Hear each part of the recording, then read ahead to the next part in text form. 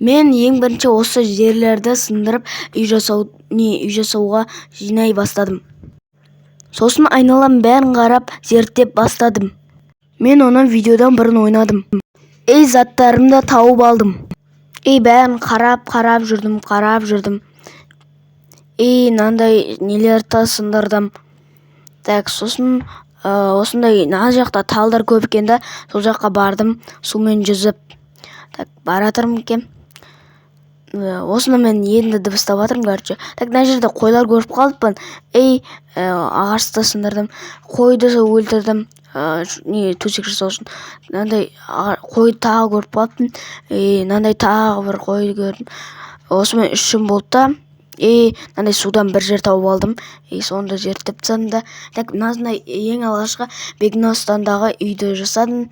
Нормально шығар. Ең алғашқыға бұны бұзып тастаймыз ертең. Болмаса мұражайға қоямыз. Жиһаздарын қойып бастадым. Осы мұражай, короче. Мына жерде мен суға жүзіп ағаш сындырайын деп жатырмын. Жоқ, бірлетте бағанағы заттарымды тауып алдым. Сіздерден бұрынғы ойнаған видеоны түсірмей. Мынақты ағаш сындырып бастап жатырмын тағы. Осы кірсеңіздер ағаштың бәрін екіп тастаңыздар, короче. Қой өлтіріп жатырмын. Айтпақшы, біздің неде аралда не жоқ. Ұйықтадым, тұрдым. Жүрдім, тамам жердім. Айтпақшы, қарным көріп қалдым да, отырып алдым. Нені жасап алдым да, шахтаға барып көмір көріп, ол көмірді сындырып, факелдер қойып бастадым.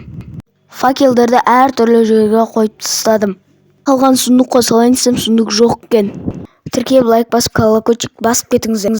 Ендеше сау болыңыздар.